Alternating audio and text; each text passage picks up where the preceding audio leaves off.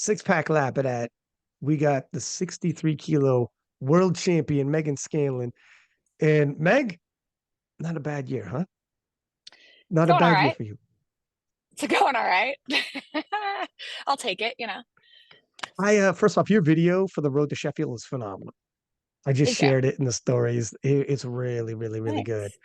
Thanks. What's interesting for me, so there's a couple of people like yourself emerging right now in powerlifting, like yourself, Jurens. Shell had previously won world titles. You and Jurens is amazing because you're like winning world titles. Like you had won in 2022, but you had been in the game and you guys, and you talked about it in your video. For a second, you thought in 2021, you were like, maybe this is, maybe I was lying to myself with all these goals I had. Maybe it's not going to happen. You came close in 2019 and you're, maybe that's as close as I get. Maybe I've reached my Hmm. peak and you questioned that in 2021 and Jurens, I'm sure had plenty of gut check moments.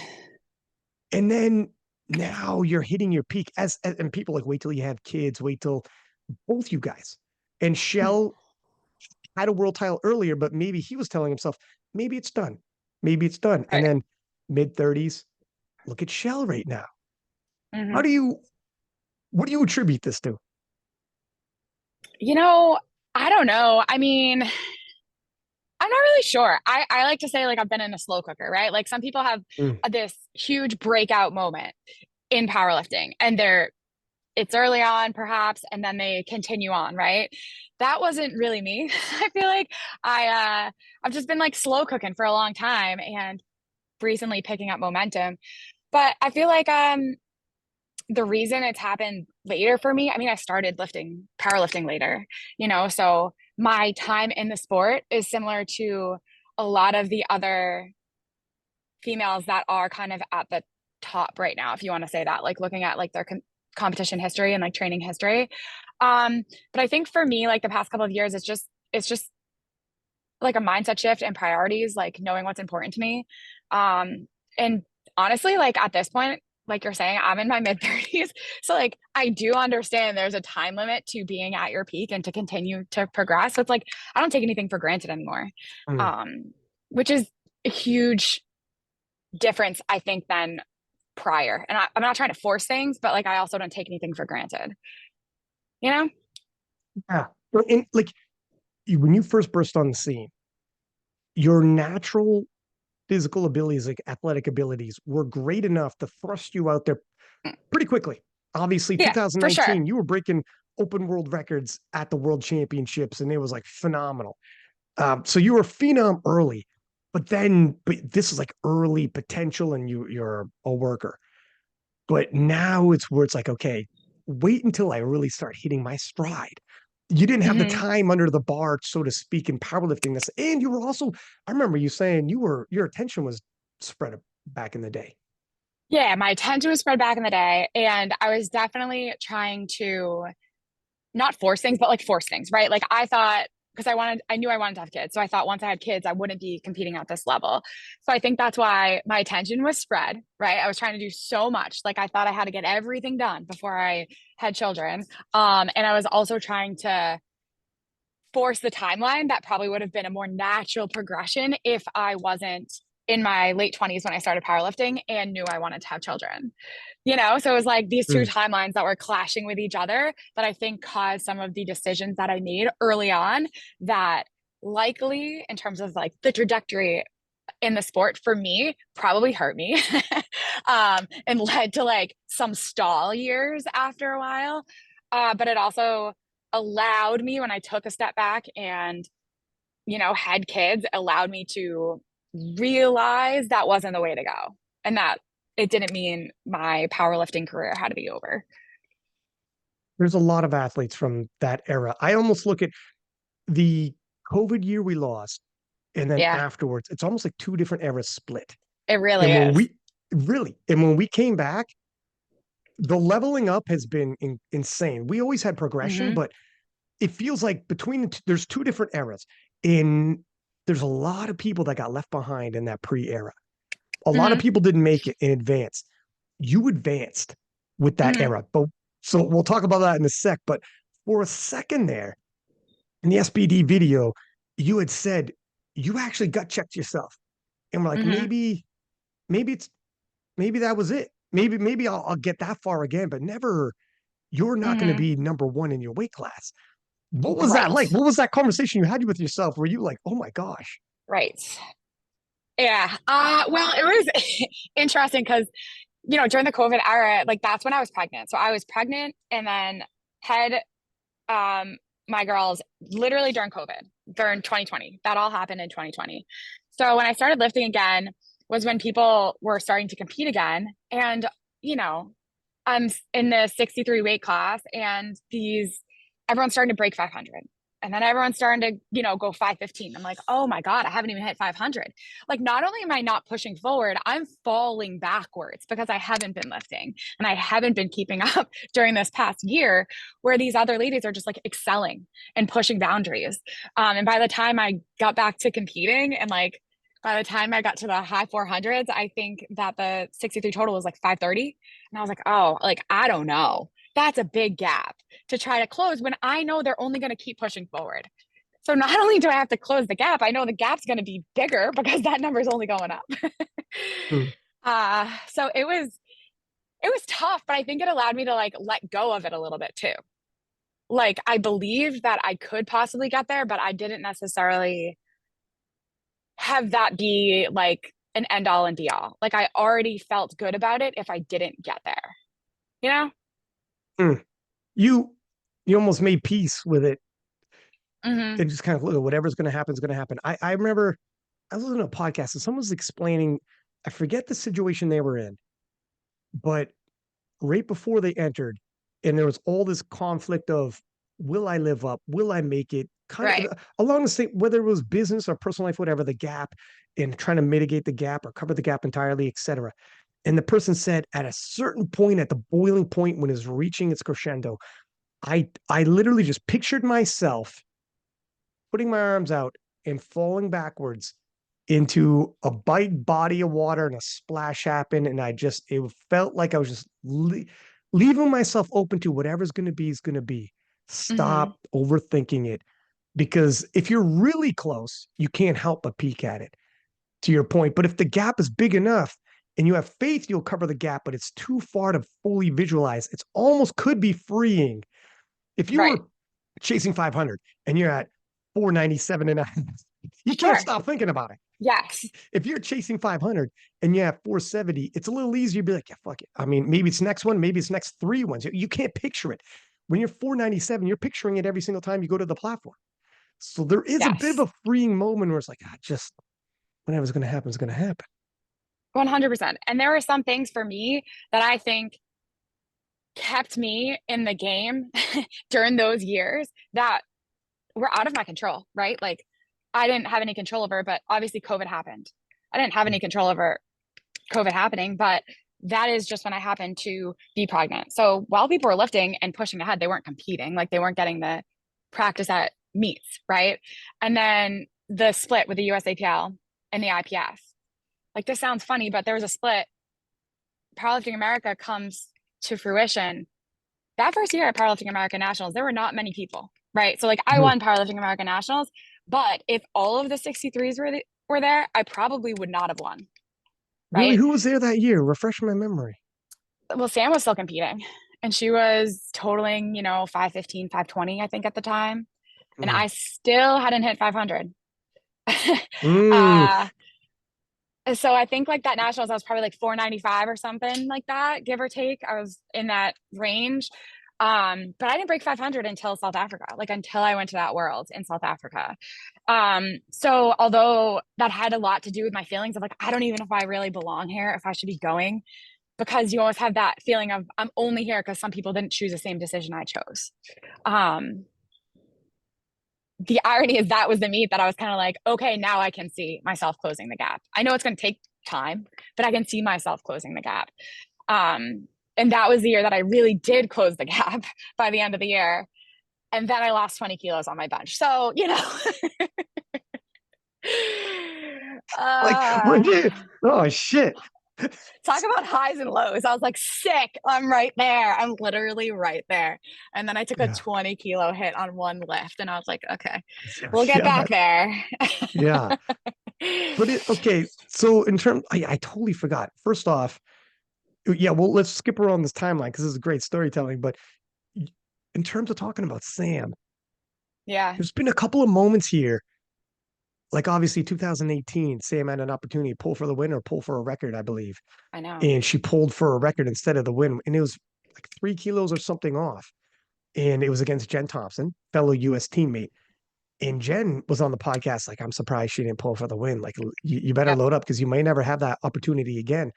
And we kind of talked about this earlier. This kind of comes full circle already in our conversation. But Jen, who was older and like probably around 40 at the time, was like, you should pull for the win because you don't know when that opportunity is going to come again. I know Sam's young, and maybe the conversation is I'll be back, Hmm. but you can't take anything for granted.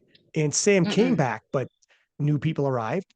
The very next year, 2019, it wasn't Jen Thompson waiting for her at Worlds. It was Lya Bavoil and Carola Gara. Hmm. If anyone, that is two killers. Those are two future Hall of Famers, two multiple weight class world champions, two, and you don't know who's going to emerge. And then, of course, the split between USAPL and the IPF. And again, you chose, um, I think it's pretty clear now, the winning side that this is the route to go. Sam, when you stayed USAPL, and again, it's like your time period as an athletic prime is small. Hmm. These are choices you make that can't go back. It's that time or not. You gotta Mm. step in and swing because you don't know if it's coming back around again. Yeah. And, I remember watching that Worlds, the 2018 Worlds, and literally, and I love Sam. Sam knows I love her, but I would also tell her. I remember Sam watching, too. and Sam I was too. like, what is going on? Like, what is happening? Like, no, no, no, no, no, no, no, like, oh my gosh, why isn't she gonna pull for the win? Because like you're saying, and you never know, maybe the 3 kilos wouldn't be there, but maybe it would, right? I mean, heck, look at Maria the next year. She loaded up something after she missed like 10 kilos later. Yeah, And or yeah, that was the next year. That was 2019. To that's right. to beat me, and she made it, right? Like, so you, that's the stage that like sometimes you just have to take the risk because it's the risk is worth the reward. And if you don't know, you're always going to think about it. This is Jessica Espinal was on the podcast after she broke the open world record at Junior Worlds, and she loaded up at Open Worlds and missed against Turbo Tiff. But also talking to her, she gets to go the rest of her life knowing at least I got the answer to that question. I don't got Mm-hmm. to go my whole life thinking like if she didn't load up, she will always be asking like it'll be haunting her. Should I? Could I be a world champion right now? Open Worlds. Right. At Right. least have that answer, even if the answer is no, you missed. At Mm-hmm. least you know I loaded, I pulled for the win, whatever. You can live with that. But Right. what's tougher to live with is like, what the fuck? What if you don't make it back? Right. I remember talking to Jess right after, and I was like, I mean, Jess, like, say you didn't, right? Like, say you loaded something else, you PR your total, but it doesn't change the outcome, right? Now, sure, maybe you take a hit on your total, but like you went for it. Otherwise, like you're saying, she would always be thinking about that. Like, what would have happened? What would have happened? It's like she knows that, and obviously she knew what she had to do to get the total that she wanted to, right? But she knows the answer on that day. It wasn't there. She still came in second, which isn't You a could be bad at peace with it. consolation Yeah. prize. Yeah. But But yeah, you've I been would in always there. swing. If my advice would be to always swing, if it's within reason. I'm not saying load something that's completely out of the wheelhouse, but if it's even like within reason, I would load it at meets like that because you don't know when you're going to have the opportunity to do that. Look, I saw at the World Championships that just passed a lady from Brazil. I forget her name, but I reposted. She's like I, 48 years I old. remember this. Everyone already, you already know. Everyone remembers I this don't one. know. She was like Yeah. 48 years old in the open, representing Brazil. I forget what weight class was it. It wasn't 63, was it? No, I Okay, don't okay, think okay. so. I could be wrong, but Okay. So anyway, she came up to her second and it barely, I don't even know if it broke the ground. And she looked like she was in pain. And I'm thinking, when she came out for her third, I'm on commentary saying, this is not only bold, it might be foolhardy. It might be foolish. It might be, don't come out. You're pushing 50. You look like you're banged up and the last one hurt you, and it didn't even break the ground. Hmm. You could, I would bet everything in life that I own that you're gonna miss this. Don't Yeah. do it. This is Yeah. this, you're gonna leave going home with a serious injury. And the fight and the grind that you ended up watching was Hmm. awe-inspiring. Hmm. Literally, I would have bet everything it never would have happened. And it kept moving so slowly all the way to lockout. And I'm like, I can't believe what I'm watching. And if ever, when you see something like that, when you have someone who might become a world champion, and yes, 5, 10 kilos above your PR, but when magic happens sometimes, and if someone's like, hey, Hmm. fuck it, load it up. I'm feeling it today. Load it up. Load Hmm. it up for them. You Yes. never, we've seen enough miracles happen. Let them find out. Hmm. 100%. Totally agree. I'm totally on that page. Like you can, if it, there will be other meets you can chase a PR, but there's only certain meets you can be a world champion. So if you're going to take a swing at something, that is when you want to do it. And Matt Gary says there's only one day of the year you could be a world champ. There's 364 other days you could go for a PR. The the actual fact of the matter is there might be one day in your life because you Hmm. may not make it back, but that one time. You may Hmm. never make it back to your point about, hey, I don't know, there's some years maybe I wouldn't even make a world team.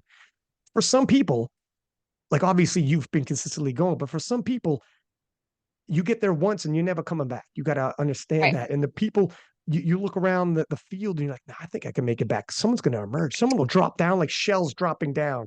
In all the 66s, it's like, figure it out because everything's about to Yeah. change. One person drops down, one person comes up, one person comes out of nowhere. And no, there isn't one day out of 365. There's one day out of 80 years. Yeah, 100%. Well, because I went in 2019 and then I actually competed at that nationals in the fall. So it was 2019 nationals. I was 63. Didn't do too well. Didn't do too hot. Came in third, so missed that team. Then obviously COVID happened, so that pushed that nationals right to like a weird time in the year. I think it was like the spring of 2021, maybe like right. And then that world was in September, right? It was like Right. weird that year. So I did end up going to that nationals before that world, and that was when the split happened. But it was still USAPL, and I went as a 57, came in second. So, like you're saying, at this point in time, I had been to Worlds once. I tried to go 63, got pregnant, had kids, came back, was 57 again, came in second. And I was kind of like, my shot's probably over. Like I've tried twice. Uh, and Mm. I'm not making any progress. And I'm not, while other people are progressing, I'm not making any progress, and people are getting stronger and stronger and stronger. So like the window for me seemingly was closing, and I kind of took two swings at it and missed twice after going once. So it's one thing if you're trying to get there, right? Like you can almost see yourself getting closer. Like maybe I would be like, oh, I came in third, I came in second, I'm getting closer, like keep Mm. chipping. But I'd already been there. So I was like, okay, I already kind of reached that crescendo, and Yeah. now here I am not making it. Trying to like claw my way back in some way or another. And kind of thinking that, maybe that was it. Maybe I was like one and done. Um, and then some things happen to go certain ways. And like I was saying, like in 2022, I probably shouldn't have been at Worlds if the USAPL and IPF never split. But I found myself there because of things that were obviously completely out of my control, and that quite personally, I wouldn't have picked. I would rather have everyone in the US stay together. But it changed my trajectory in powerlifting. Let's talk about this because we had a conversation about it right after you won this year in Lithuania. But so 2022, you took the IPF route. You show up at Mm-hmm. the world. So a couple things are going your way here. Yeah. Like you said, the split happened, and Sam's not there. You're there. You get the ticket to Worlds. Hmm. Then you show up at the World Championships. You're expecting, oh my gosh, Lya Bavoil, who's a monster, and then Lya Bavoil misses weight. I took her out for Hmm. dinner and fed her too much, and she missed weight. It's And very nice. freaking, Appreciate it. and freaking, and an amazing battle happens between you and Chiara Bernardi, Sarah Naldi. We'll get into them later because they're also progressing at a great rate. Hmm. Sarah dropped down to 57. We'll get your impression on all that in a second. But so you end up winning in a sensational battle, three-way tie, which is crazy at a world. So everyone's got the same total on the platform. I think that might be the only time ever it's happened on the women's side. Happened for the first time on the men's last year. And then you win on body weight in a great sensational battle. After that, but you told, I remember, and then you leveled up again, 537 and Hmm. a half later on that year, which put a nice Yeah. spread. But I remember asking you after you won in Lithuania, and we'll get more details on Lithuania, but I was like, how is this different than when you won in 2022? And you said, right now, I am the true number one, 63. I look to my left and right, and there isn't any caveats. There isn't, well, this person missed weight. Well, this person that. There's nothing, I'm paraphrasing, but it's like there's nothing more to say. Yes. There isn't that. There isn't like Sam wasn't at nationals. Well, Lya missed weight. There's none of that. There's Mm-mm. there's I all the best showed up, all the Hmm. best 63s in the world, and I flat out won. And Hmm. it probably felt pretty flipping good to be able to say that. 100%. Yeah. Like if I'm playing the game, I want all the best people there to play the game. I don't want it to be something where something happens or someone doesn't show up or there's circumstances, you know what I mean? Like a split, things like that. Like I want the best players in the game to be there. I want to win because I'm the best on that day. I don't want to win because I'm the one that showed up, which is fine. Like it was cool. Don't get me wrong. 100%. I'll take it. Yeah, I'll yeah. take the W. But in terms of like satisfaction, I think that Lithuania was like such a journey to get there, to show up with the best players in 63 and win on the day was such a journey to get to that point. That made it really special. And something different as well. So you said in that SBD video, which again, anyone listening's got to go watch it. It's a pretty good video. But you said going into 2023, you said your goal was to hit PRs and come Mhm. in second, take a silver. Yeah. Do you ever expect yourself now that you're a world champion, you've hit what you've hit? Do you ever or do you expect yourself now moving forward to be like, my goal is to hit PRs and come in second? Right now, currently, no. Yeah. At some point, perhaps. Like I'm not unrealistic, right? Like Yeah. the reason I'm saying that is because in 2023, right, like in Malta, I knew Corolla was coming to 63. I knew she was coming to Worlds, and she was very, very strong. And the only way I would have won is if I showed up, had a great day, had PRs, and she did not have a great day. And kind of how I was just saying, like, that's not how I want to win. I want to win because we both showed up and we both had a great day and I came out on top. So like my expectation going in was my goal is to PR and come in second. That was my goal when I went to South Africa too. Um, Going to Malta, my goal was the same. Going to Lithuania, my goal is a little different. Like Mm. realistically showing up, I wanted to hit PRs and I wanted to win. I knew that there were a lot of women that were going to show up and be strong and be chasing me, and I needed to have a good day to do that. I couldn't just glide through. No. That I needed to hit my list, but I knew I was capable of it. And if I did what I was capable of, I should come out on top. And in terms of the difference, like 2022, you ladies hit 505. All you guys hit 505, body weight Mm. separated you. 2024, it was a big enough spread that you won by was 12 kilos or so, to the point where they were vying for silver, and it's Meg's got gold. Talk about a different scenario. Oh yeah. Yeah, yeah, yeah. You emerge. There was a pack between you, and you emerge from the pack. And it's like, Hmm. look, you guys now are fighting amongst each other. I have ascended, and Hmm. I know, I'll say it if you're too humble to, but it's true. You ascended from the pack. You broke away from the pack, and now, if you're going to be in a conversation, it's going to be Lya Bavoil returning back, and it's like, okay, I don't need you to miss weight. You Right. make weight, and it's a battle. It doesn't matter. I could Sure. still win whether you're there or not now. Would you Mhm. agree with that? Where it's like, look, Your anticipation now going into Sheffield, knowing that Lee is going to be there, how do you feel?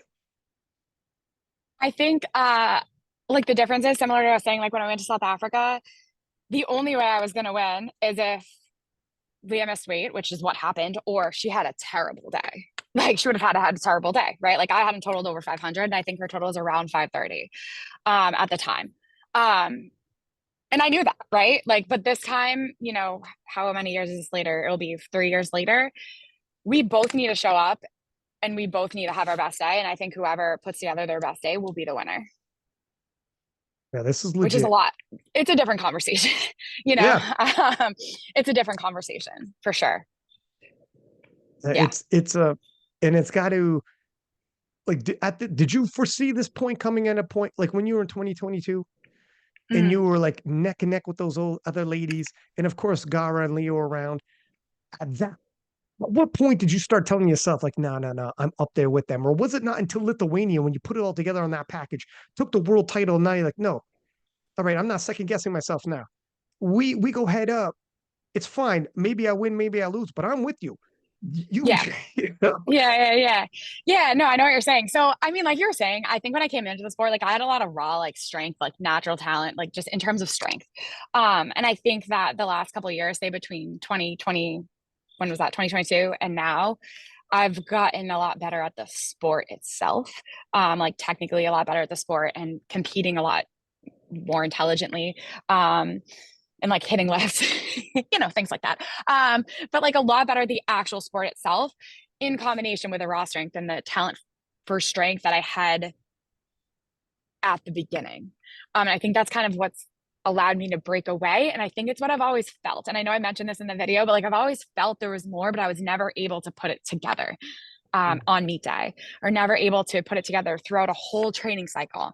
And I think that since I figured that out, when I started to figure that out was after South Africa. And that's when I started to feel like there will be a point in time where I am with Lya and Carola. I knew it would take a little while, but there will be a point in time where I will be where they're at and be able to close the gap. And it was after South Africa where things started rolling and I hit a huge PR total. Like I threw 30 something kilos on my total that year by the end of the year.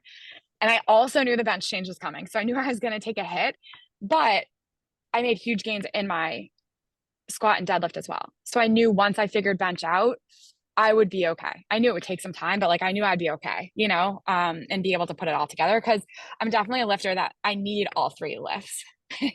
um, yes, my bench is my best lift, but like my squat and my deadlift are competitive, but they're not so far ahead of anybody else that I don't need my bench to be where it is. So it's like it's a blessing and a curse, right? Um, because I can take a 2.5, 5 kilo hit on a lift and be okay because my other two lifts are also competitive, but I can't take a 20 kilo hit and be competitive anymore, you know? You know, since all this, your deadlift, like when you originally showed up, you were more subtotal heavy. Now Yeah. your deadlift has been very reliable weapon for you. Yeah. Yeah. Which is kind of, I mean, now people watching since like, it's been a few years now, but there was a time when you were like, oh, shit, you're getting into deadlifts. This is where the other ladies might Terrible. start covering ground. And now it must feel a lot better when you get into deadlifts. I'm like, nah, I'm gonna hold ground. I'm not gonna like it's not leaps and bounds. Do you know how great it felt to be able to put something on the bar for my third deadlift and know that if I made it, I would become a world champion and have it be a weight that I was like, okay, Mm. like this is not going to be an all out grind. Like this is something I reliably hit, you know, in training. Um, is a crazy concept to me. And for that weight to be 210 and for me to think, okay, throw it, you know, like that's fine is insane because I was Yeah. missing like 180 year after year after year between like 177 and 182 year after year, missing. I'll hit it, I'll miss it. I'll hit it, I'll miss it. So being able to be an all right deadlifter has helped my case tremendously. Oh, I'm sure the nerves, like it's so difficult to have such a big subtotal go into deadlifts. Man, fuck, Yeah. let's see how this ends It up. is. That's why I ended up missing a lot of lifts because I had no option. I had to be at my absolute top end best for squat and bench to have a chance at putting together a total that was going to be competitive on the national or international stage. So like, you know, going to the nationals that qualified me for my first worlds in 2019, I had to hit a big squat and a big bench in order to make that worlds team. At worlds, I had to hit a big squat and a big bench in order to have a total that gave me a chance at winning. Which is why I missed a lot of lifts. I like had to send it, you know, like there was no other option. It's a way more entertaining to watch, but it's probably nerve It's wracking as way shit more to be like, entertaining I'm to watch. I'm always on the margin. I'm always tipping over that edge. Yeah. Mm-hmm. But Yes. how did you improve the deadlift like this? A lot of it was technical. So it's funny because similarly, I felt the same way about my deadlift. I'm like, why? I feel like I'm a very strong person. Why can I not lift up more weight? Like it just doesn't make sense to me. Um, so my deadlift technique has changed a lot, and it's helped me obviously lift more weight, like be more efficient. But why my deadlift is continuing to progress is because I'm able to do more volume. Um, Mm. since I am more efficient, I'm able to do more volume and recover from it. I'm not as fatigued from it anymore, and I also don't get injured from it anymore. You know. That's that's cute. Who's your coach now? Yeah. Kelly, man. That's right, from Australia. Yeah. Yeah. It, So since like 2021, the end of 2021, 2021. Yeah. and that's no kid. It's been some years now. You guys been Mm-hmm. together. She's getting more Mm-hmm. and more clients, isn't she? Yeah. Yeah. She's great. She's got a lot of strong clients. It's, I mean, obviously, when it's difficult when you're a coach because before you get some stars on your roster, you almost got to like tell people, give me a shot. But they won't, Mm-hmm. before they give you a shot, they got to like almost read your Google or Yelp review. Like, who do you got? What have Mm-hmm. you done? Let me see your resume. And it's Yep. all potential until finally someone's like, I'm going with this person. They don't have the roster that Marcellus or Joey Flex or whatever TSG has, but Mm-hmm. there's how did you end up picking her? Because now I'm sure everything you've done has helped her now to be like, all right, look what I did with Meg, and your total since 2021 has been fabulous. Mm-hmm. So she's established. But how did you end up finding her and picking her?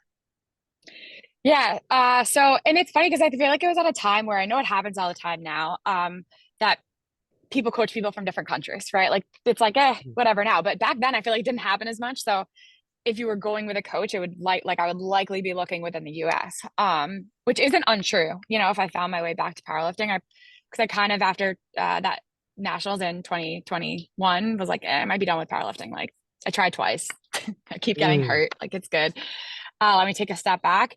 So I found Kelly because Liz Craven from Australia posted something in her story because she was having trouble squatting, like in pain squatting, and she worked with Kelly and she helped her. I'm like, well, she's like a world record breaking lifter squat, has a world record, whatever, you know what I'm trying to say here. She has an unbelievable squat. She's a Yeah. fantastic lifter. She's a world champion lifter. And she's able to help her. And at the time, I was in pain squatting and deadlifting. And I didn't even care if I power lifted again, but I wanted to be able to squat and deadlift just for training, like in the gym. I wanted to be able to feel strong.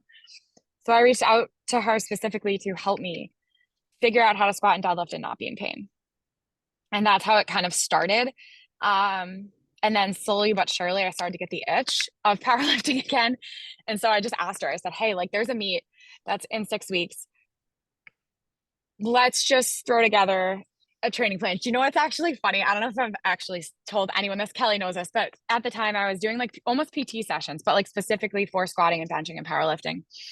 And I would Zoom with her. Obviously, she's in Australia, and we would go through it week to week. And obviously, we'd chat, right? Like you're on the Zoom for an hour. And she's like, do you think you're ever going to do powerlifting again? I'm like, I'm not really sure. Like maybe, whatever. She's like, what are you doing? I'm like, I'm kind of running. I'm kind of doing weightlifting. I'm kind of powerlifting. Like, I'm just trying to figure out what I want to do.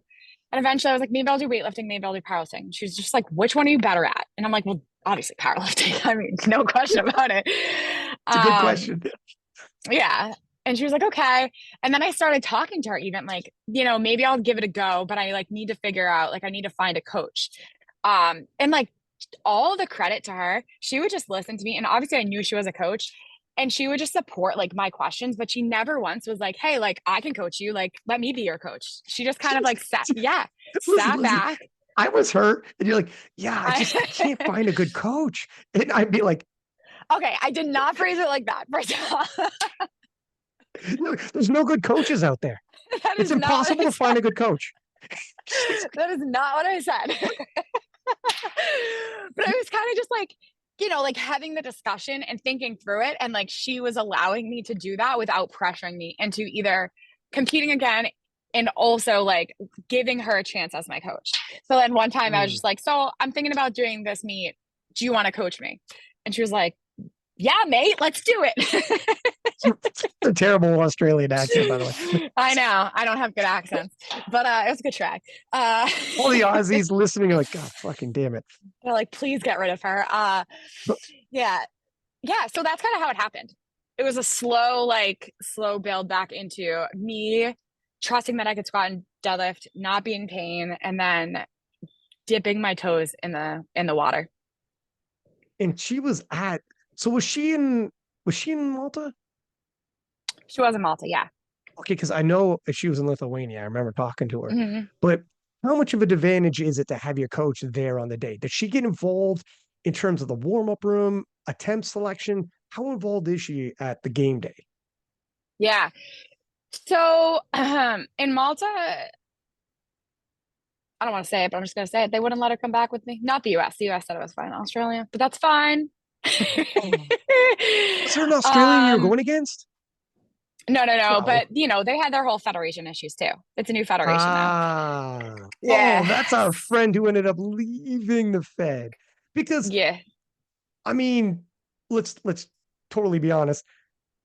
Team Australia and Team USA on the women's side is not like, well, you're going to take away points. So it's not a team points and Mm-hmm. direct head competition. There's no Australian who's direct against you. This really wasn't even, this is trying to find a solution to a problem that didn't exist. Sometimes people do that. They overreach. It's like, hey, what are Mm-hmm. you trying to fix here? There's not a problem. What are you trying to, Mm-hmm. anyways? Yeah, I think it had nothing to do with the actual competition itself. But now, I mean, they also, similar to us in the US, like have a whole new federation. So this year, she was kind of back and forth. I mean, Brian, not that we're superstitious here, but Brian obviously has always been in the back. So we went back and forth of like who's going to be in the back, like on meet day, like Brian or Kelly with the Team USA coaches. And Brian and Kelly are both like, we don't care. Like, we want you to pick. And I'm like, that's rude. Like, way to put pressure on me. My Okay. husband and my coach, Yeah. we don't care. You pick. It's like, wow, Jesus. Yeah. And then Kelly was just like, listen, I'm superstitious. Brian has always been back there. Brian's gonna be back there on meet day. But both in Malta and in Lithuania, obviously she's very involved in the selection on the bar and knows how weights move for me. Um, Mm, as is Brian. Just they've both seen me lift a lot. that's a They've been fact. around a bit. They've seen me lift a lot. It's funny because Brian has turned into like a powerlifting nerd with you being at all the Yeah. worlds. Like it's we were in the park. I was talking about this on the other episodes. We're in the park in Lithuania drinking, and like Brian's there with the Australians, and Yeah. Brian is so into it. He's like, you fucking, you see that kid last night who was pulling, like, he's into it. He's like, oh my Yeah. God. And he Yeah. knows who's who. He's handled you enough times that he knows the ins and outs in terms of lot numbers, body weight advantage, who he's got to look out for. Does she have a deadlift? Does she have a whatever? Like he knows it all. So it's not like he's just, well, you're giving it to your significant other, that's kind of dangerous. It's like, no. My significant other Yeah. has been to more world championships than most people who are going to be there. 100%. And I mean, when I first started, which was at this point a while ago, say 8 years ago, he was with me from the beginning and neither of us had any idea what we were doing. So, low cost, low risk there. We're both like, I don't know. This is kilos. I thought this was pounds when we showed up to the Ah, first meet. I didn't even know I could have a handler in the back with me. So, we've both grown a lot. But mm, yeah, I mean, I feel pretty lucky that I have a lot of people that I really trust in their decisions and to make decisions for me on meet day that could be in the back with me. Like Kelly and Brian and the coaches like for Team USA, like I trust their opinion and the decisions on what is going on to the bar. And I think that makes a big difference. Like I feel like I have people looking out for me. You know what I mean? mm. You don't always need it. You don't always need it, but sometimes you do. depending on how your day goes. Well, you're always in tight battles. Like the 63s is very heavily contested.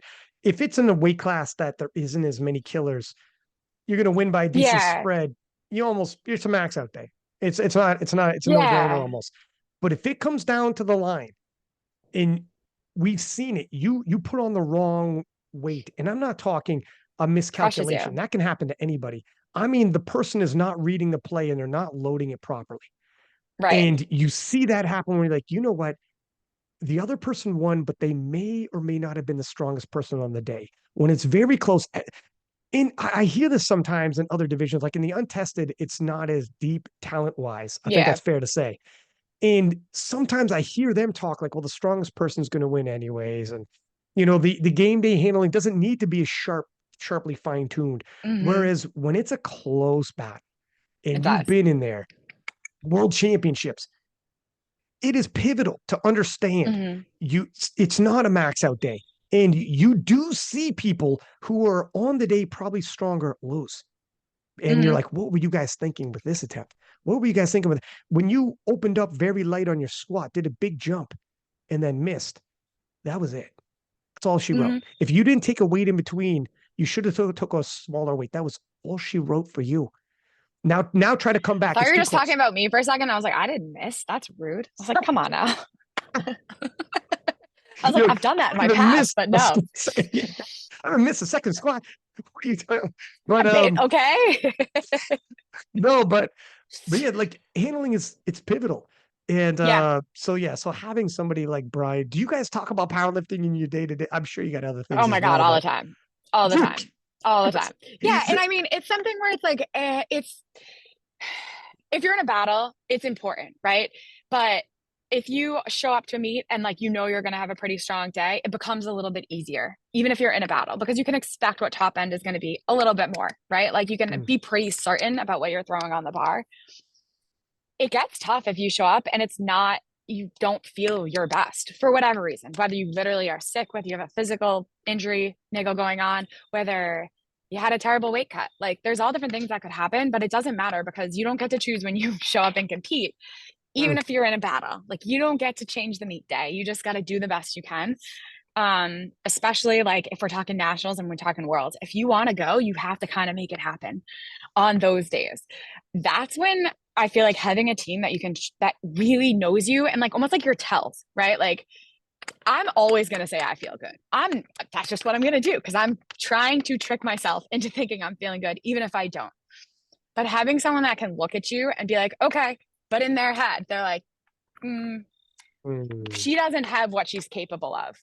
And being able to do that for you is just so invaluable. And I've learned that the hard way. Like I've had meets where I showed up and although my training was strong, it wasn't there on meet day. You know what I mean? Then like things should have been adjusted. And I needed someone that was looking out for me a little bit more because as an athlete, if you ask me how I'm feeling, I'm going to say I'm feeling good because that is all I need running through my brain. And if I look like shit, that's fine. Don't tell me, just change what you have to do to take care of me, you know? Mm. So like knowing that I have that kind of trust in my team is huge, and I'm lucky now that, I showed up this world and I felt good, but like even at nationals, like I was pretty sick the days leading up to nationals and I was very uncertain what was going to show up. But knowing that Brian and Kelly have seen me lift a million times for them to make calls that I would probably not have made for myself on the day, I would have wanted them to be smaller jumps, but having competition, like you're saying, like I had to beat Celine to get to worlds and knowing I had to put up a pretty good total. Um, and allowing kind of my day to be in their hands is such a huge stress reliever, like such a weight off of my shoulders when I'm competing. It's funny because it's 100% true when it comes to I don't want to say I'm not feeling good or I don't want to. There is something there in terms of verbalizing that. Other athletes have talked about, for instance, actually just in the last podcast, talking to Kedrick, he was talking about pain management. And you can have the Mm-hmm. exact same injury, but there are things you could do to actually reduce the pain just by whether it's meditation or how you approach the pain and working through the Mm-hmm. pain can mitigate it or accentuate it. And it's the Mm-hmm. exact same pain. And Mm-hmm. there are other athletes. I love reading a lot of autobiographies of athletes, and they talk about how no matter how nervous you are, fake it. But when you start talking, you're verbalizing it and making it a reality and carving your own perception. And if you Mm-hmm. keep saying, I'm good, I'm glad to be here, those butterflies I'm feeling, I'm not scared, I'm excited. I Mm-hmm. couldn't sleep last night because you were scared. No, I wasn't scared. I was excited. I want to get after. I'm like a kid before Christmas. I want it. But even though it's like, no, you couldn't sleep because you're nervous. But it's okay. Don't, you got to fight the fight to stop the negative talk. And Mm-hmm. you can't verbally say, you can't start saying, I don't think it's there today. That's crazy. Once you say it, it's It's out done. there and it's like letting a secret out. Where as long as the Yeah. secret's still in, we're in this, we're like just it matters. It really does matter. Mm-hmm. And if you've been in It certain does. situations, you know. Yeah, it does. Because whether it's true or not, it's helping you stay a little bit present if you're trying to Yeah. stay positive or at least neutral, right? Like the second you go negative, your brain is going to why you're being negative, whether it's like an injury or like thinking about it. And like you get almost get caught on that loop, right? Or if like at Mm. nationals, I was sick, right? Like I was sick leading the days in.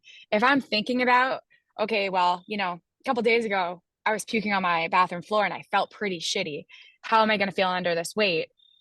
I'm probably not going to feel as strong. If I'm literally under the barbell thinking about that, it is not helpful or productive to me trying to lift the most amount of weight on that day, even if it's not an absolute PR.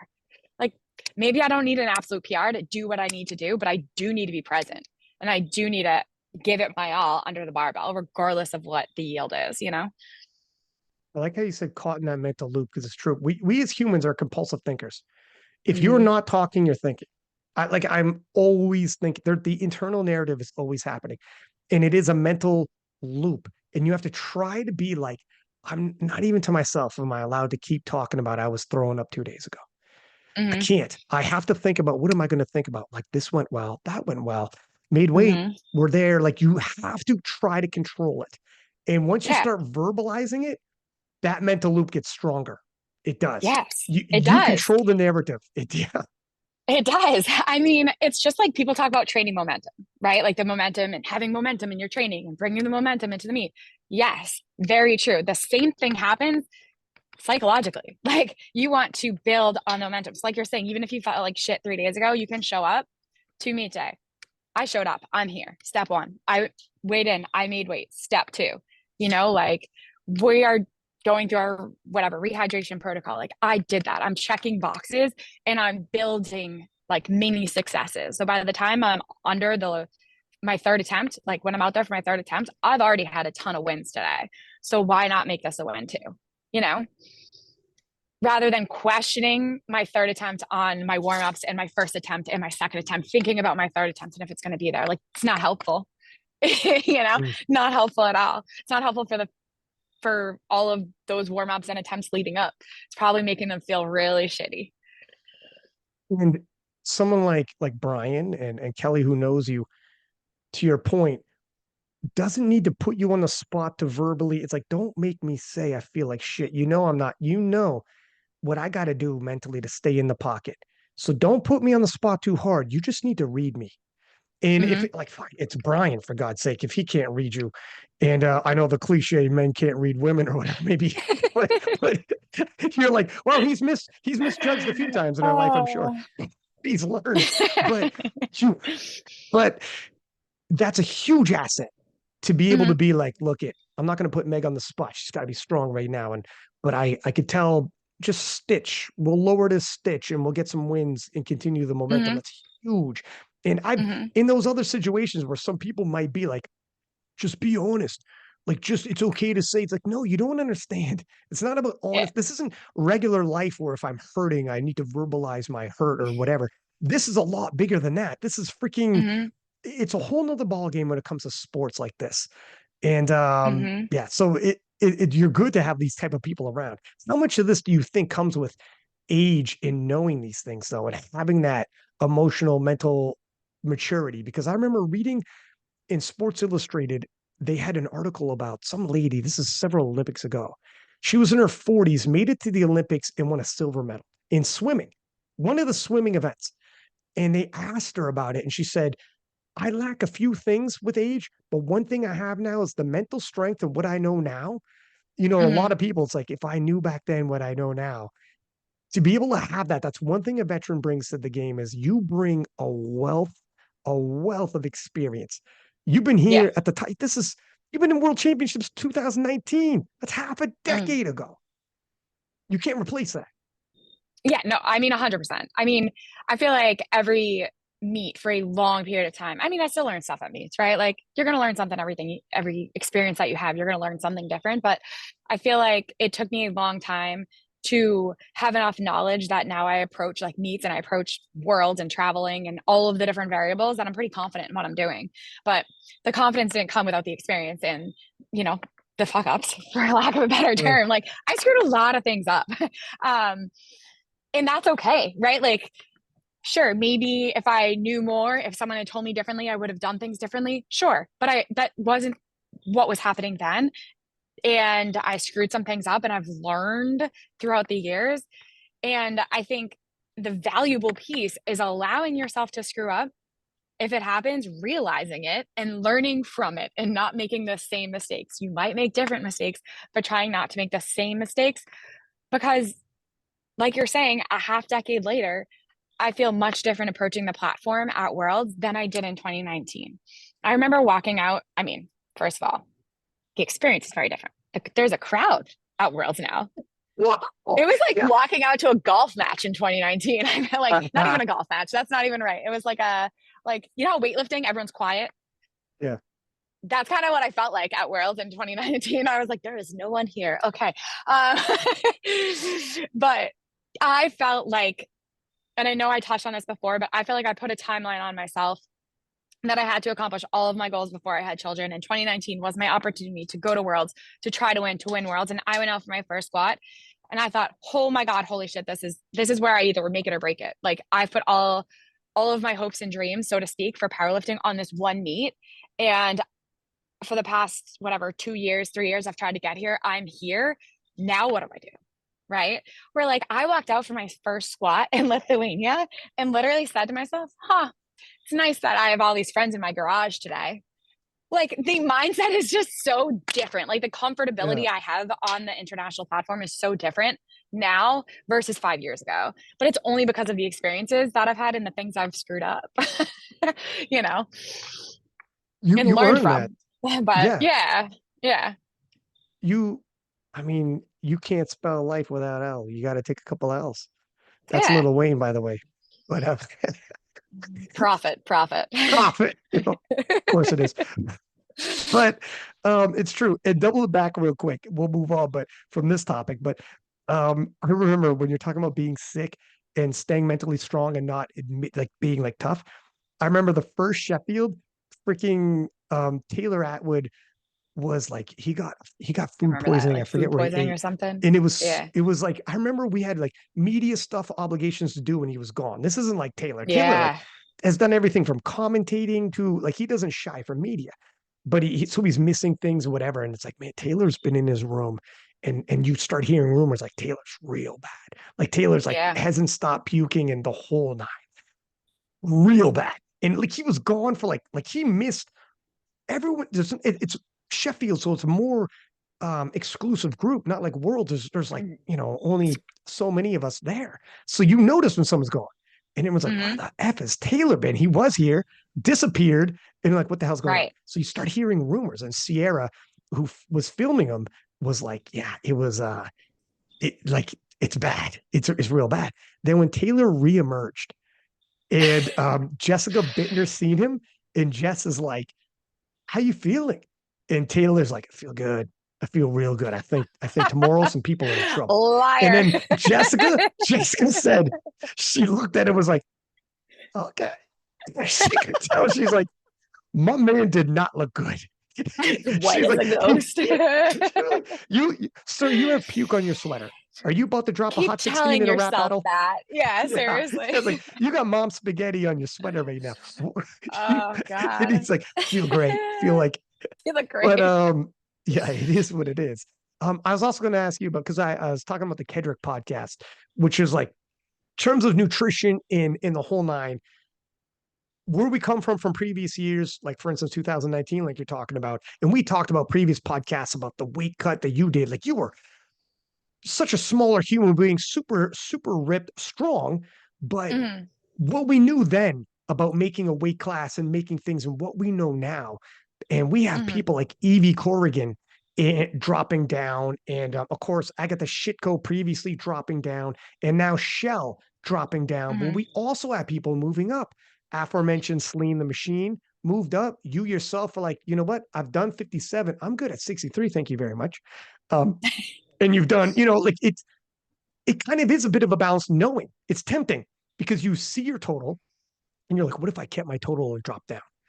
And Mhm. Shell, and some people do, or some people like it is what it is, but other people know. And what we know now in terms of all this, what we know now in terms of nutrition, have you changed how you approach nutrition? Do you track calories, micronutrients? Do you have a nutritionist? How is that working with you?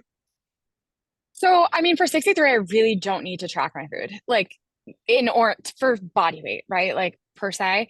Um, I do when I get closer to meats, just to make sure that I'm eating enough protein and I'm eating, like you're saying, like micronutrients. Like I'm eating enough nutritious food that I'm trying to optimize how I'm recovering as I get into those Mm, last couple months of training. Um, and I also like the consistency of it, right? Like so body weight fluctuates. And I hold a ton of water weight. um, which is fine, but like I like to know where my body weight is a little bit more consistently than having big swings like the month leading up to a meet, right? mm.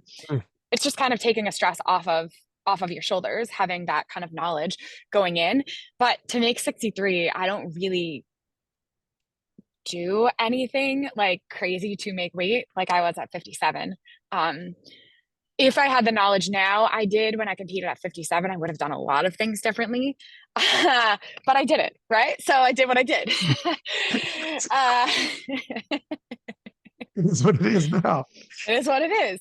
Yeah, but for and just I pretty much track food now leading into meets just to try to make sure that my recovery is as good as it possibly can be.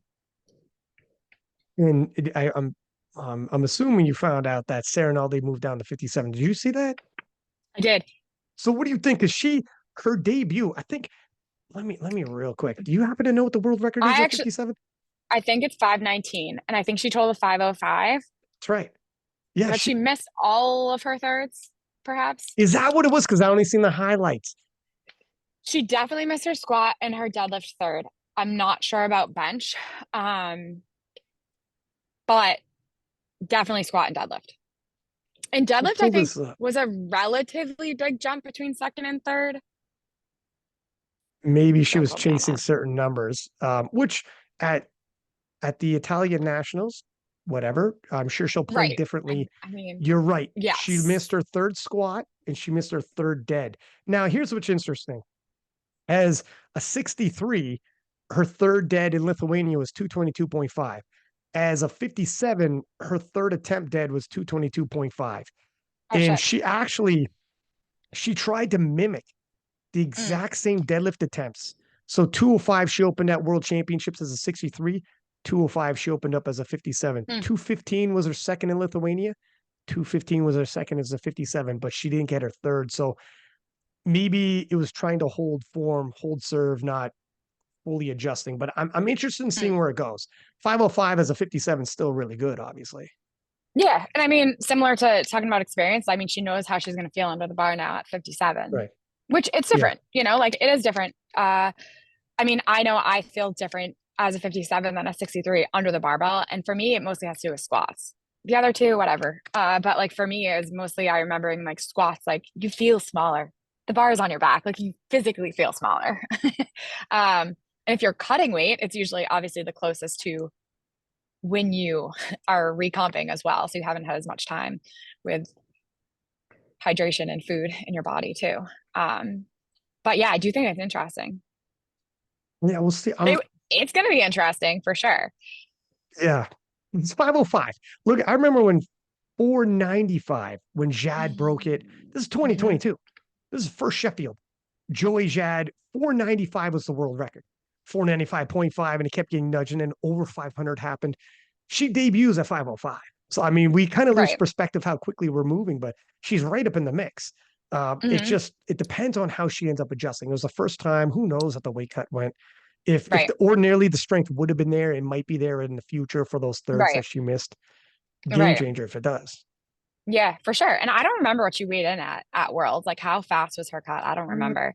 So she weighed in at World 62.4, weighed in Yeah. here 56.4. So that's 6 That's kilo drop. fast. I mean, Worlds wasn't that long ago. What was it, like three Yeah. months? Yeah. That's 3 months. There's 3 months and 5 day difference. She dropped six Yeah. kilos. That's freaking a lot of body weight to drop. Fair enough. Yeah. Yeah. Yeah. She Yeah. could level up. Yeah, for sure. You never know what's gonna happen. I think it's Mhm. interesting, but also talk about it as a country in general, like Italy. Now they have someone 57, 63, 69 that Yeah. are very competitive and could possibly win.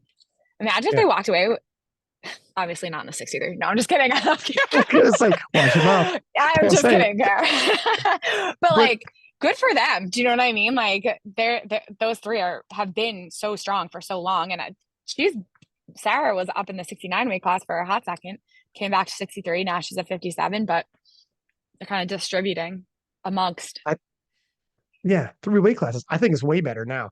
To your Yeah. point, like on the perfect possible day for Italy, a potential for three world champions. But even if not that, I like as a viewer, as a fan, if I'm from Italy, when I watch day two, I have an Italian to root for. When I watch day Right. three, I have an Italian to root for. When I watch day five, as if you're Italian and you keep tuning in each day, it's like, who do we have? You'll have someone every day for 3 days in a row. That's good. As Mm-hmm. opposed to if you're an Italian watching and you're just like, well, day three we're stacked. The other days, nothing. All of our lifters go day three. At one point, all three of those ladies were 63s. And it's like, look at guys, Yeah. figure it out. This is crazy. You're Yeah. all world class. Right. But Exactly. so I think it's good. I think it's good they dispersed. And then obviously, even in terms of team points, even if it's not gold medals they're winning, but even if they all three won silver, that's all of them get 9 points, as opposed to if you have two a weight class, someone's getting nudged down. So it Mm-hmm. works from overall points to individuals to it works all around. I like it. Keeps Yeah. things fresh, keeps things interesting. Exactly. Exactly. I mean, she was in range. Sarah's in range as a 63, but she's also as a 57. So Yeah. it's cool. Yeah. Instant contender. Do you want to take a two Yeah. second break? I'm going to do a quick Yeah. pee Yeah. break and we come back and talk about Sheffield. Sounds good. Okay. All right. And we're back. Hey, I have a cat and I just recently found on YouTube, they have these videos that are like birds and squirrels in nature. And they're like four cats, like 8 hours. They run just 8 hours, same shit. Oh my God. And when he's bothering me, I'm like a parent now. I put on the television to his TV show, and my man is hyper focused, like, holy shit, what's going on here? And he's That's like, hilarious. For real? he zoomed in. And I wake up in the morning, he's all over me, and I'm like, let me put his fucking TV program on and put on This is coming from the so TV. funny. And he leaves This me is alone. so funny. So Got it going you on. got a TV cat, huh? That's right. That's right. And I'm like, am I a bad parent? What am I doing here? See, you feel I got judged. Don't you feel a little guilt right now? How exactly, dare you put your child in front of a screen? exactly. Are you monitoring what he's watching? He's going to get the remote at some point and start fucking around and finding what he wants. But okay, yeah, let's Imagine talk you about. go back and your cat's like got the clicker. It's just like, He's he's zooming through. He's got like controversial fucking conspiracy oh theories on. I'm God. like, what the hell are you getting into? He's like, Imagine. yeah, he's getting into it. I'm like, all right, I shouldn't have taught him the television. Mm, But yeah, so Sheffield's happening. yeah. How excited are you? Because here's the first time you won Worlds, you didn't go to Sheffield. This Yep. time feels entirely different. And you'd Hmm. already spoken about how everything from confidence levels, performance levels, you've arrived. You're peaking, needless to say. Sure. Now Sheffield's here. Hmm. You earned this. You were the reigning world champ. You're the lady to beat. How does it feel now knowing that you've seen two Sheffields? and you're about to become a part of this? I mean, it feels cool. Who wouldn't want to be a part of it? No, but like honestly, I know like we were saying before, like about experiences. I've had a lot of experiences. This is one I haven't had in Mhm. powerlifting. So I'm pumped. Like I'm pumped for the experience. I also feel like I'm at a point where I'm ready for it, like in terms of performance wise, like I'm strong. Like I'm ready to be on the Sheffield stage and like throw down some numbers. You know what I mean? How do you approach it? Do you feel like, is there, because now that you're the champ, Mm, do you feel like you're defending, or do you feel like, no, this isn't a world title? It's a little different. yeah. How does it feel? Because previously you won a world title, but like you were saying, look at if someone so and so was there or whatever, it might have been different. Mm, So maybe you felt like maybe they're not looking at me like I'm the lady to beat. Maybe they're still looking at Lya, the lady to beat. Maybe they're, but now does it feel like, you know what? It kind of feels like I'm the lady to beat. Or do you think, no, you know what? Lya's still a big name. Maybe people are just from her name value alone. Maybe you're like, maybe I'm not, and I'm okay with it. I don't know. yeah. How's your perception? I mean, a couple of things. I feel like it's different than Worlds. So like, yes, there's like those weight class battles, but it's also you're competing against everybody else, right? So both Lya and I could have a really fantastic battle and fantastic day and either do very well, or we could have a fantastic battle and fantastic day and other people perform even better and win. Do you know what I mean? So it's like interesting Mm. because there is that like that head to head, but it's also you're also competing against 11 other people. Um, so it's very different than Worlds in like that regards of like I don't feel like I'm defending anything because I feel like this is completely different um than Worlds. Right? Like I understand, okay, when I hopefully go to Worlds next year, it's like, oh, she won last year. So now it's like she's fending off the attackers. No, I'm just kidding. But like you know what I'm saying? Like it's a Yeah. little bit different. Like they're two completely different meets to me. Um, but in terms of like weight class, like going against Lya, I for sure feel like the underdog in that situation. I've never gone head to head with Lya, It's but interesting, isn't it? I know because it's been such a long time. But like I've never Yeah, gone head to head with her. it's crazy. Hmm. Yeah. This has to Uh, happen because here's the thing. Look at while we talk about Lya, about how obviously she's a big star in powerlifting, two-time, two-division world champ on top of that, very difficult to do. But the more and more girls I have on this, mhm. the more and more they say they look up to you. And while Leah's big, I know you're you, so maybe I don't know how you view yourself, or if it's easy to see that you've been around for as long as you have and you achieved everything you have this and overcome everything you have and come back when it would look like you weren't coming back. And now you're a world champ. So now people are looking up to you this way. Mm, So you also have a following where people look at you like that.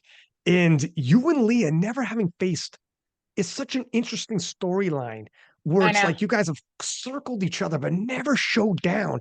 And in terms of And timing, we've both been around a while. a hot minute. So It's that's true. what makes it interesting. It just like never overlapped. Yeah. And your resumes are both fantastic. You know, the amount of, I mean, you were breaking world records half a decade ago, like we already were talking about. You've been in all these battles. And in terms of timing, this now's the timing. Now is when it's like, yeah, who bring Lya back down to 63. Where's her total at? We're not sure. Well, we Mm, know where your total is, and you guys right now are neck and neck. This is the timing to have this battle. It's like everything's working out perfectly for you two to mhm. clash. Yeah, absolutely. I mean, at the end of the day, um, I know it's been a little while since Lya's competed at 63, but she's never been a full 69. And Mhm. I feel like I, in this situation, have something to prove because she's totaled more than me, both at 63 and as a 69, competing as a 69, has put up a total larger than my current total, right? But I do think that it's something I'm capable of a lot more, I think. And I know I've said this before, I feel like I'm like, oh, I'm always capable of more. No, but like realistically speaking, just like based off of my training introductory, like I feel like I'm capable of more. So like you're saying, I feel like this is happening at the perfect time where it's a competition in which we have to perform and have a good day. Like show up and have a really good day to win. I want to pull up her 63 because if she totaled more, it can't be much because the world record is 657 and you're 652. So it's, I wish it was five. It's five. oh, sorry. If we're 557, yeah, yeah. I think she was 557, and then Corolla broke it at 557 and a half in Malta. Okay. Okay. So that's what it's. I'm saying six. Yeah, Holy shit. I No, wish, five. right? Maybe I'll just No, 600. That's gonna be my total at Sheffield. 600. threw 100 kilos on both your totals. But Oh, so it is super close then. I mean, we're talking if she totaled sure. more, it's within like a few kilos. This is super duper Yeah, yeah, close. absolutely. That's why I'm glad timing wise, this is perfect Hmm. for both you guys. This is literally one of those matchups where it's like flip a coin. Oh my gosh, who's going to take this one? So we'll have to see. And you're right, she didn't fully fill out 69, but there is a cut to be had, and it's not Yeah, an easy cut. Not to dwell sure. on 2022, but Right. she missed weight for a reason. It wasn't because it's an Yeah, easy peasy cut. Now I'm right. sure she's learned her lesson, just like you were talking about. You learn lessons in life. Hmm. So I'm sure she's going to make adjustments and whatever nutritionist she's going to get, they're going to come ready. But I'm how happy are you to have a Lya Bavoil return to 63s? Do you think this? How do you view it? Because it's another opponent. Like, oh my gosh, it's a very difficult Hmm. opponent. On the flip side, she brings a wealth of eyes in an exciting matchup you haven't had yet. And if you went your entire career never having face off with her, it'd be like, right, how I do know. I? Wouldn't that be weird? It would be a shame. It'd be like the one that got away. It'd be like we Right. have to do it at least once, twice. You know, let's see what happens. Right. Yeah. Yeah, no, I think it's really cool. I mean, I'm happy for it, right? Like it makes my Sheffield experience a little bit, not that it wouldn't be exciting anyways, like let's be honest. Right. Sheffield's gonna be exciting regardless. But I guess in like terms of that little thing while you're training, like in the back of your mind, right? Like Mm, I'm showing up and I'm going to train well because I know I need to have my best day.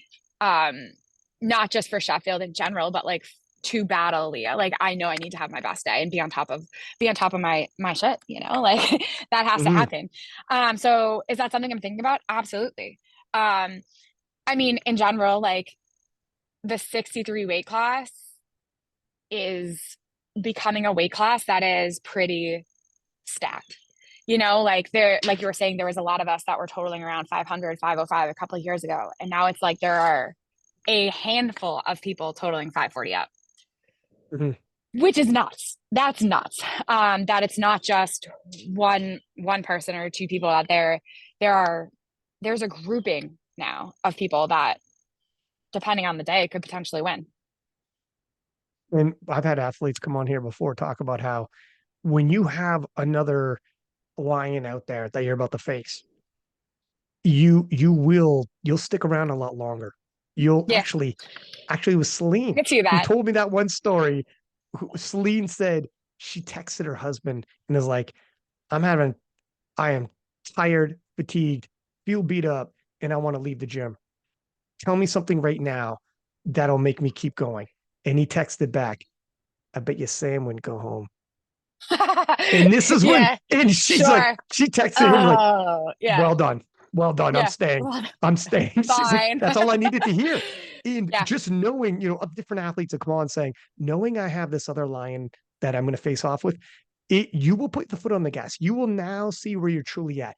It's one thing to be, Russ said, it's one thing going into the world championships. You think you're doing everything. Even Mhm. if you do all your working sets, even if you didn't take out any sets, didn't take out any accessories, there's a difference between doing it or being like when you approach that set and you're like, you're ready to rumble because you have Right. fear of God waiting for you. You're like, if Right. I don't, so you're going to push it a little more. And you'll Hmm. stay in your RPEs, but the weight's a little heavier. You're smashing. It's a different Hmm. mindset. You're Hmm. home. We were on the podcast afterwards, and Russ is like, it was me, Russ, and Joey. And Russ is like, fellas, I got to bounce because I'm looking at the clock right now and I got to be in bed shortly. And Hmm. this isn't. Now Russ is like, I'm prioritizing sleep, food, Hmm. everything because it got It turned. matters. Sure. You're not winning by 20 kilos anymore. He took an Yeah. L. Yeah. I know it matters. Like those things matter. Yeah. When there are close battles, those little things add up. No, one day is Mhm. not going to matter, but day after day, week after week, the little things matter. The little When you things show will matter in your total, and it will when you show. show up, you won't remember all the days well, you'll remember some of the days you smashed it, but when you show up, the days you took off and the days you didn't is really going to be the ones you remember. We're like, God damn it. Hmm. Did I do everything? Yeah. It's a lot different to be able to put up like a big total when you don't have much competition versus when you're under heat, when you're under fire, right? And being able to put Mm, in those days in the gym where maybe you don't want to be there, maybe you are tired, whatever, but being able to put in the intention, the effort, and do well and perform well in those situations only gives you more confidence. Like when are in a situation where, yeah, you have to perform, you have to do well, and you have to hit your lifts. Oh, and there's someone breathing down your back, or like you have to catch up to someone. And there's a bit more, I don't know, what do you want to say? The bit more on the line with each lift, and getting every kilo out of each lift than if there wasn't any competition. Makes it way more exciting to watch and to compete. for sure. Oh, I'm telling you right now, watching, like if she wasn't there, it'd still be fun to see what you're gonna do. But because she's there and you're actually competing head to head with somebody, and not just anybody, but like a titan, like Right. Lya, you guys both have phenomenal resumes. That's exciting. All right, Yeah. let's see what's going to happen. You two head to head is an amazing showdown. Mm-hmm. Who's going to win? Flip a coin. They're within 5 kilos. This is awesome.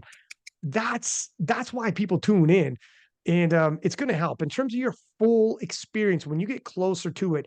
And they're doing all the podcasts to be involved in a showdown that matters to people, to be involved in a showdown that has people wondering. And you'll have a ton of people saying, man, Meg's going to do this. You'll have a ton of people saying, man, Lya's going to do this. And people care. People Yeah. care about this Yeah. showdown. It matters. And people will remember this. If you're always in situations where it's not tight, it's not against another superstar, you'll have other contenders. But to Right. go head to head with a superstar brings eyeballs like this. And Mm-hmm. although there'll be pressure in terms of the amount of eyeballs, there'll be pressure in terms of the amount of podcasts. You'll hear opinions and experts picking one way or the other. Yeah. And it's going to be tough and it's going to be difficult at You times. know, I think one thing though I have a lot of experience of is not being picked first. Like Well, that's I've been. I mean, it's true. Like I've not been picked first a lot, even when I have won. I've not. I've been voted against, if you will, and everyone also typically. Although this is changing, but like in the past, I used to miss a lot of lifts. So like, there's been a lot of negative things said about me before that like I don't really care. Like it's a part of sports, and some of it's true. Like I did used to miss a lot of lifts, so like that's true. Um, it doesn't necessarily like sway my own opinion one way or the other, like about myself. And all like, I guess if anyone's listening and like that does make you feel one way or the other, preview podcast, like don't listen to it. yeah. Like the only opinion that matters is your own when you show up on the day and that you did everything that you know you could do. Um, Nothing else matters. It's all The part of it. noise. The noise is important, but as a lifter, like the noise doesn't matter. Go ahead, make noise. I want you to make noise. Good shit, right? Like I want you to be invested in the the competition, the head-to-head battle. Like that's important, but it doesn't matter for what I'm doing. Mhm. Yeah, you got to protect your own mental state. And if you're like, this could get in my head, this could. And here's the thing: these preview podcasts are necessary to drum up heat, excitement. Every Right? sport, there's going to be picks. Yeah. They have to happen. It's a necessary for the Mhm. public. It's integral. Everyone wants to know who's picking who. You have four experts on making picks, Mhm. so it has to happen. But it can if you're the athlete. You really do need to ask yourself, like, do I want to hear this? Does it matter? Mhm. And if they're all picking the other way, you have an opportunity that the table has been set for an amazing upset victory. Mhm. When the underdog upsets the odds, there's nothing sweeter. It's a great story. Yeah. I have to be honest, in terms of my powerlifting, I'll listen to the preview podcast sometimes. Like, I don't necessarily care. But I thought what was interesting to me is when I started maybe being picked first for some things, maybe second, whatever, to like this coming this last year, going into nationals and going to worlds, pretty much being picked to win, unless I Yeah. basically screwed it up, was such a weird transition that I was like, huh, that's weird.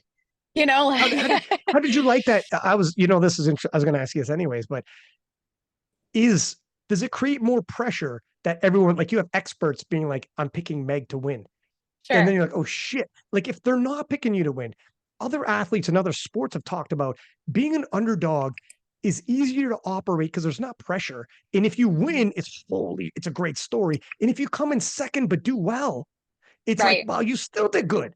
You're still like, no, right. I lived up to It's kind expectation. of I a left it on win-win. the line. Yeah. Yeah. Whereas when you're the person, when Hmm. you're at the pinnacle, um, you can let people down. It might feel different. It's a great place to be, and people would die to be in that place. Very few people will ever be in that place, Yeah, but it's a little different. sure. Yeah, it's definitely different. I think that like at this point, like I embrace that because I worked so hard to get to the place I'm in now that like I think if I was in this place 5 years ago, 6 years ago, where people were like, yeah, she should win unless she screws up, that would have put so much pressure on me. But like Mm, now it's like I worked so hard to get here. Yeah, put the pressure on me. Like I embrace that. Like, let's go. It's only the only person, like it's my opportunity to throw away, you know? yeah. So like, yeah, you're right. Like I should win if I show up and do my job. Mhm. Yeah. I think it's happened at a time when you're ready in terms of this that's the biggest cup I've ever seen. Holy smokes. You know, right? Stay Like, hydrated. I'm down to 1 cup a day for coffee. Oh God. There was a handle on it, but the handle broke off. So now it looks even more ridiculous Yeah, in I the bet size. Yeah. I bet the handle broke off. It's a 50-pound cup of coffee. It's a gallon, you That's know? No, I'm just kidding. I'm just kidding. It's not a gallon. that's crazy. Oh But God. anyways, Yeah, it's a big cup. um, yeah, that threw me off. Okay. Yeah, no, in terms of like timelines and you making it to Sheffield at this point in time, I think you're as ready as it's perfect timing for you to deal with all of this, to finally face Lya, but you're facing her at a time when you're physically at your peak and probably mentally. To Yeah. go to Sheffield at this point, if you had gone to Sheffield any other time, like the conversation we had on the platform after in Lithuania, you saying previous was different. Now I am the number 163 in the world, bar none, bar Hmm. none. All the best Hmm. showed up, and that's why this feels a little different.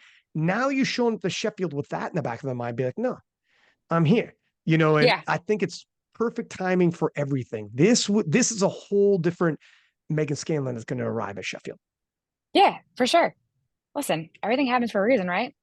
Yeah. Yeah, I hope. One better hope. Did you happen to see the Junior World Championships? What are your thoughts on Alba? Obviously, she faced off with you in Open, and it was a Hmm. whole different ball game. Hmm. Rebounded nicely for juniors. What are your thoughts on this young lioness coming up? She's strong. That's what I thought. No, I mean, I think it's and again, I think it's perspective, right? Like I am in my mid 30s. I've been around for a while. Some of this is perspective, maybe in age, maybe in competition age, I don't know. But I think it's great. Like I watch the juniors and the younger lifters and see them getting stronger and I think it's such a fantastic thing. Like one, personally, for me, like let's go. Like that makes me more excited and drives me more for the next time we face off. Like, so do Mhm. I want to go head to head with Alba? Of course I want to go head to head with Alba, right? But it also makes me excited for like the sport in general. It's continuing to grow. The depth is continuing to grow, and people are continuing to push the boundaries. Like there is no more getting satisfied with where you're at. Because if you're getting satisfied or a little complacent, people are going to blow past you. uh, it is what it is. You know what I mean? Like you have to really be invested in your progress in order to maintain being competitive within the sport. I think that's really cool, and I think it's just a product of the sport growing and kind of continuing to grow as well. Yeah, like Chiara Bernardi, who previously was 505, Yeah, 540, it's consistently yeah, 540 and up. Like everyone's leveling up to your point. And Alba, it's a 63 at juniors that just showed out. Like talking about your weight Hmm. class, how competitive 63s are. Right. A 63 who had a total bigger than the 69s, bigger than the 76s, bigger than Yeah. the 84s, and she would have Right. medaled in the 84 pluses. Right. She would Which have is medaled in the nuts. 80. It's That's nuts. crazy. Right. And She's I do like to see the 63 showing out a little bit because I know, like you were saying, like Lya is a big name, Corolla is a big name. They're titans in the sport, and they're both 63s. They moved up to 69. And everyone's like, no, like no more 63s. mm, And then 2 years later, it's like, oh yeah, like look at how many 63s there are now. There are many 63s. And I mean, Kiara and I know Sarah cut down to 57, but like they're very young too. Like they're just out of the juniors a couple of years. Obviously, Alba is just coming out of the juniors. They're very young. They, if they choose, will be in the sport way longer than I'm going to be in the sport. And they're already pushing it farther than people thought was possible just a couple of years ago. 500 was a huge deal a couple of years ago, and now people are 550 plus. That's insane. That's insane. When you say that out loud, that's insane. Um, but it's really cool, and they're so young, and like the possibilities for them if they choose to continue powerlifting, hey, into their mid 30s, like the possibilities are kind of nuts when you think about it of what might happen in the next 10 years. if initially when Lya and Corolla left, it was like they're such titans in the game. Their resumes are amazing, so they cast a shadow. So when they left, to your point, people were like, oh Jesus, Mm-hmm. yeah, that's a bit of a gap resting there. And if sports teach us anything, it's like, hang on a second. People Yeah. will emerge, people will level up. Hold And the my beer. fact that, yeah, hold up. It ain't over yet.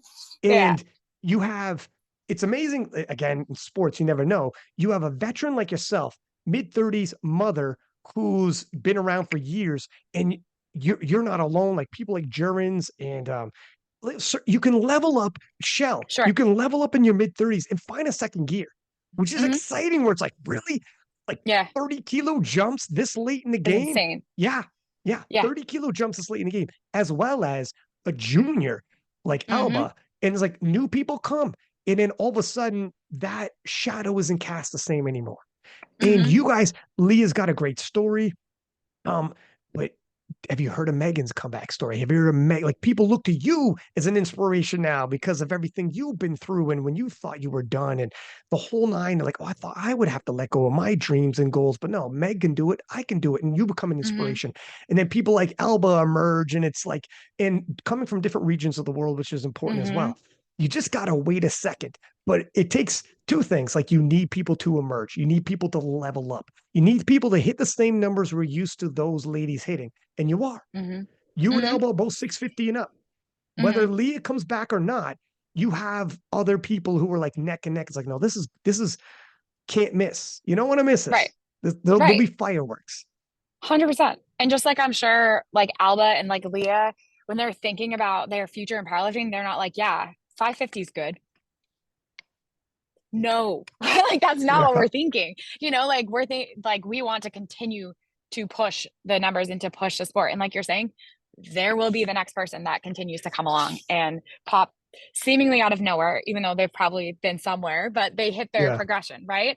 It's kind of like when you hit that stride, like when you start to progress a little bit faster and close the gap, and continue to grow and progress the sport. And I think the depth will only get greater. I think It's that the days where there's one person that's an outlier in most weight classes are numbered. and if it does happen, it's only for a brief period of like just wait. It's like a weird.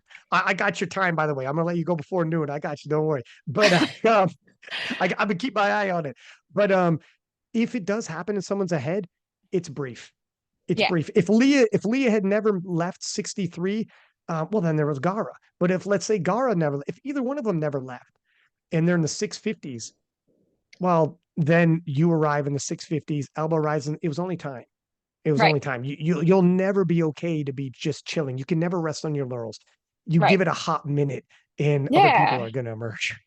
yeah, yeah. But I think that's cool. Like I think across the board in all of the both men's, women's side, and like in all the weight classes, for the most part, the depth is growing. I feel like that's something that was missing before. Like we had a ton of standouts, but there wasn't a ton of depth in most Mhm. of the weight classes, like the 83s.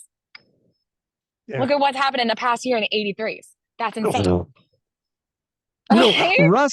Russ started the year 860 kilo total, and like he'd previously always won by like ridiculous, you know, like 20 comfortable anyways. If not ridiculous, comfortably. It was Russ. It was Mm-hmm. Russ. He'd show up less than 100%.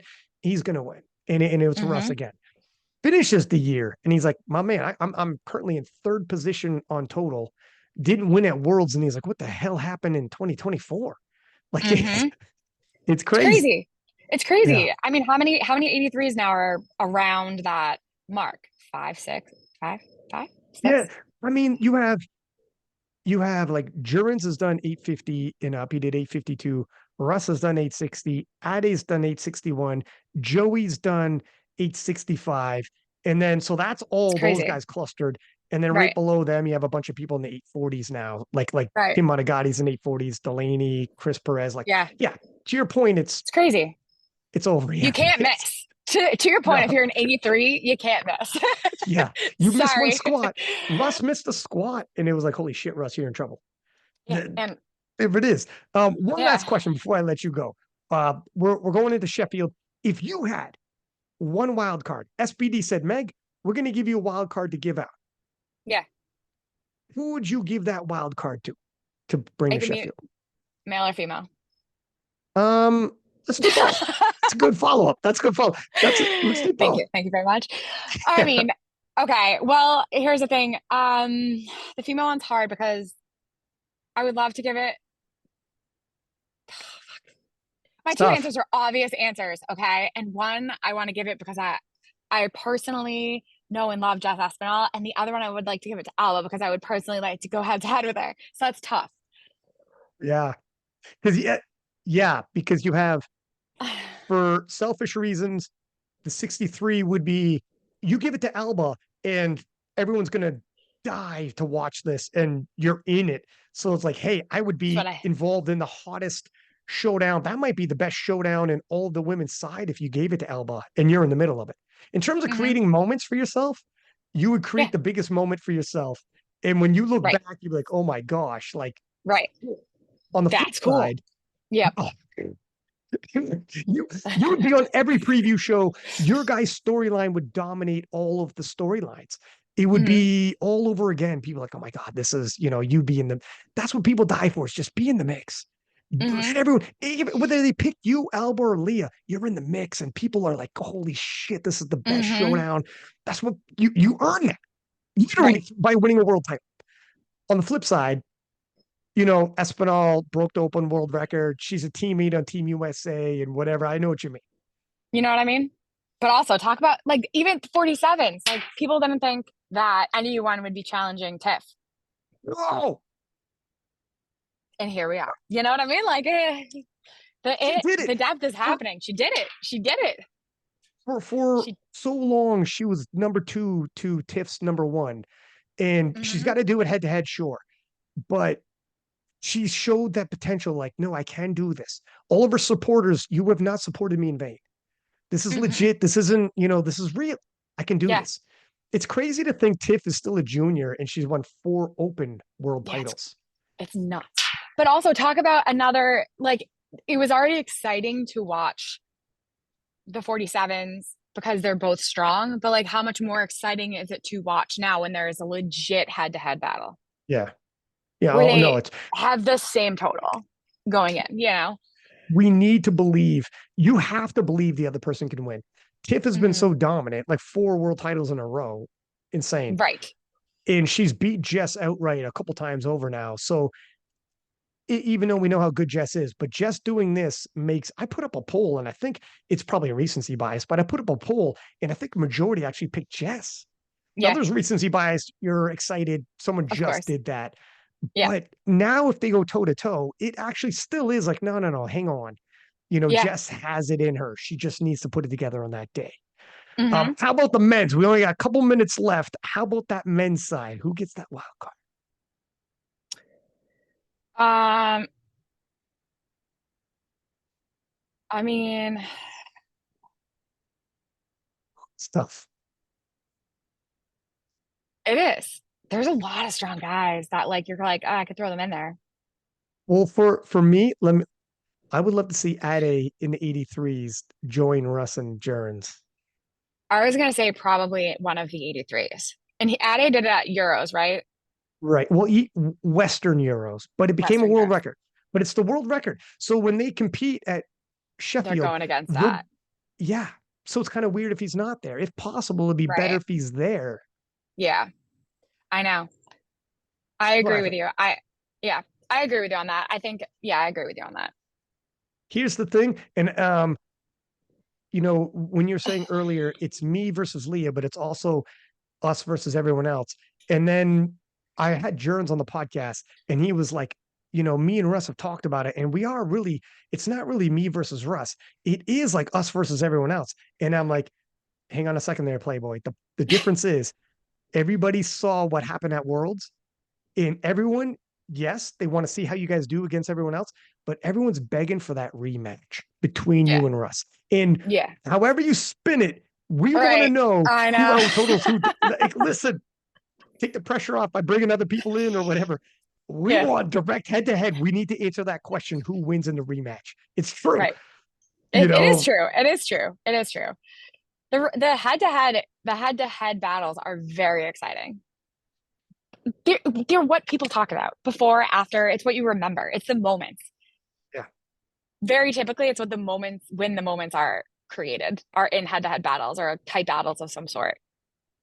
that's why Sheffield, you get a bit of both. You get like an Evie Corrigan story, or even when Mm-hmm. Gustav won it all. First, winning the Battle of the 93s was Mm, amazing, and everyone's like, "Oh my God, Gustav finally became king of the 93s." He was always second, second, third, second. hmm. Finally won the Battle of the 93s. Amazing, but then he won it all, and that's like Right. when you win it all, like when Jesus won it all. It's like you were the king, you were the Yeah. queen, you were whatever. So they have that the overall winner, which is amazing, but then they Hmm. also have the head to head battles that like you can't miss Lya versus Meg, you can't miss Russ versus Germans. You Right. those head to we need head to heads. If there was no Yeah. head to heads, it wouldn't be nearly as good. So we get a bit of both. We Yeah. get to be greedy. Yeah. Yeah. It's cool. But yeah, I'm excited. Listen, we'll end it there. I got you dead on 12 o'clock, right on time, kiddo. How you Ayo. like that? Hey yo, Not listen, bad. not bad. That's professionalism. Thank you for coming on the podcast. I mean, frick, we crushed 2 hours, easy peasy, lemon squeezy. We'll do it again, and I'll see you in Sheffield. So good luck in training. Stay healthy, and I mean, it's gonna get bright. The future looks bright for Yeah. you, huh? Yeah. Why I'm not, right? excited. Couple That's months. couple. It's gonna breeze by. It's gonna breeze by. I'll see you and Brian there. And for anybody listening, as per usual, please do subscribe, give us high ratings, and until next time, six pack Lapadat, six up, and we are out.